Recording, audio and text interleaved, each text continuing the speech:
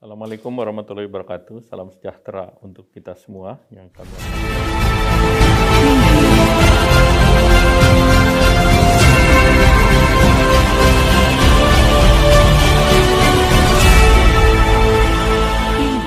Menteri Luar Negeri, Bu Menteri Keuangan, serta teman-teman media elektronik dan cetak.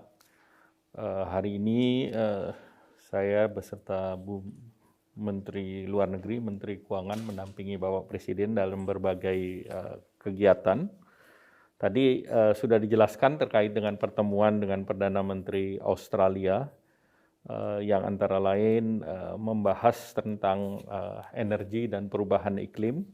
Dan ini disepakati Australia juga mendukung bahwa kita mendukung kebijakan di sektor energi dan transisi daripada energi itu sendiri, dan tentunya transisi energi ini harus diikuti dengan pembiayaan ataupun investasi terkait dengan iklim. Kemudian yang kedua, masukan ataupun teknologi yang tersedia, dan teknologi ini adalah yang juga affordable dan available. Dan tentunya ini diharapkan bisa mendorong percepatan daripada energi hijau. Kemudian yang terkait dengan vaksin travel lane, ini mereka akan merevitalisasi daripada turis, dan mereka akan membolehkan negaranya untuk melakukan travel ke berbagai negara termasuk Indonesia, terutama mereka yang sudah 2 kali divaksin. Dan tentunya tadi Indonesia menyampaikan bahwa dari luar negeri ke Indonesia masih ada aturan mengenai kuarantin. Nah, tentu mereka akan ikut kuarantin yang diterapkan oleh Indonesia.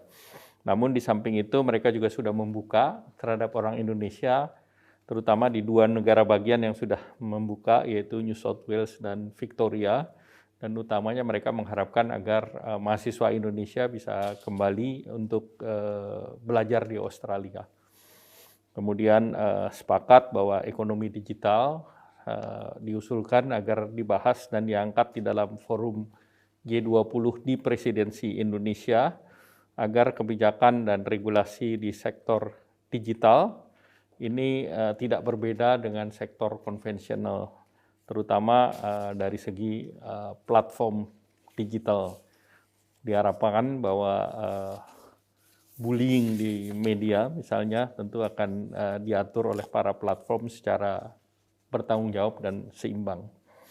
Nah, kemudian secara khusus juga dibahas mengenai green hydrogen industry di Kalimantan Utara, yang akan dilakukan investasi di kawasan seluas 13.000 hektar di Kalimantan Utara, yang sekarang sedang dibahas dengan grup Australia dipimpin oleh Andrew Forrest atau Fortescue Metals Group.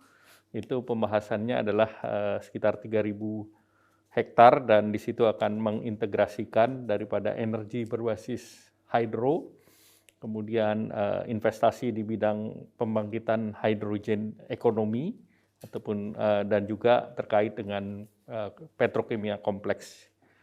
Dan kemudian tentu diharapkan proyek tersebut akan melakukan penyerapan energi dan juga melakukan pembangkitan listrik yang besar. Kemudian dengan Presiden Prancis tadi sudah disampaikan terkait dengan kerjasama di bidang alutsista dan produksi bersama, dan tentu terkait keterlibatan ketersediaan maupun lokal content. Dan kemudian tentu Prancis mendukung Indonesia dalam presidensi G20, dan dalam posisi Presiden Prancis menjadi Presiden EU. Nah, tentu Bapak Presiden tadi minta akan ada akselerasi daripada pembahasan Indonesia dengan EU SEPA, di mana tentu kita berharap bahwa dengan adanya akselerasi EU SEPA bagi ekonomi Indonesia ini akan meningkatkan ekspornya ke Eropa dan sebaliknya.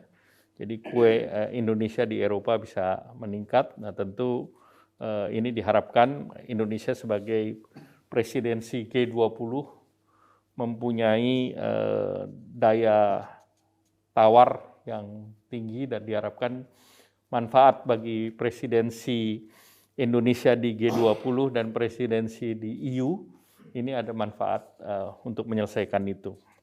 Kemudian dengan Turki sama juga, salah satunya adalah terkait dengan Indonesia-Turki SEPA. Kita ketahui bersama bahwa sebelumnya CPO Indonesia punya pasar besar di Turki, namun pasar ini berturun akibat tetangga kita mempunyai SEPA, sehingga ini tentunya untuk mengembalikan, maka kita perlu untuk mengakselerasi EU SEPA dan Bapak Presiden menugaskan Menteri Perdagangan untuk menangani SEPA tersebut. Nah, kemudian yang terkait dengan UMKM, tadi sudah disampaikan bahwa oleh Ibu Menteri Luar Negeri bahwa UMKM itu menjadi prioritas Indonesia pada saat Bapak Presiden memberikan tanggapannya, dan beberapa program inklusif yang sudah dilakukan, baik itu dalam bentuk program Mekar, program UMI, program kredit usaha rakyat, dan juga termasuk onboarding daripada digitalisasi yang juga melibatkan 65 juta UMKM dan kontribusi 61%, dan sebagian besar tentu ini adalah perempuan. Dan pada saat yang sama Queen Maxima juga mengambil contoh salah satu kegiatan inklusif yang ada di Indonesia, salah satunya adalah digitalisasi antara lain ojek online. Jadi apresiasi daripada kepemimpinan Perdana Menteri Italia mengapresiasi program-program yang disampaikan oleh Bapak Presiden. Demikian mungkin tambahan catatan saya. Terima kasih. Wassalamualaikum warahmatullahi wabarakatuh.